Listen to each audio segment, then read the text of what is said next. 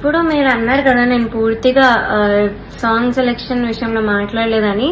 So ma'am మాకు ముందే rights ఇవ్వడం జరిగింది, స్కెడ్యూల్ 1 ముందే. So Aditya music, Saregama, T Series, mango music, so ఏవి మాకు ఇచ్చిన రైట్స్. మేము ఈ రైట్స్ లో నుంచే సాంగ్స్ చూసి ఇచ్చాం వాళ్ళకి. సో నా సాంగ్స్ రిజెక్ట్ చేసిన కారణం అయితే రైట్స్ ప్రాబ్లం కాదు, దేనిలో కూడా జరిగిందో చెప్తాను. ఇది రాఘవేందర్ రావు గారి ఎపిసోడ్ లో ఆయన చేసిన మంచి డివోషనల్ మూవీస్ నుంచి నేను మంచి డివోషనల్ సాంగ్స్ ఇచ్చాను లిస్ట్ లో.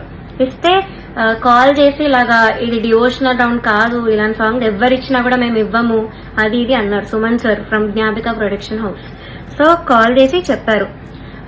ఇంకా I had no choice, but వేరే ఇంకా సాంగ్స్ దొరికిన సాంగ్స్ అన్ని పంపించాను లిస్ట్ లో. బట్ చూస్తే ఒక అమ్మాయి మాత్రం అదే డివోషనల్ సాంగ్ పాడింది. అండ్ తను కూడా ఎన్ని పిచ్చింగ్ ఇష్యూస్ చేసినా మళ్ళీ అదే మంచి కామెంట్స్ ఇచ్చారు, దట్స్ ఫైన్.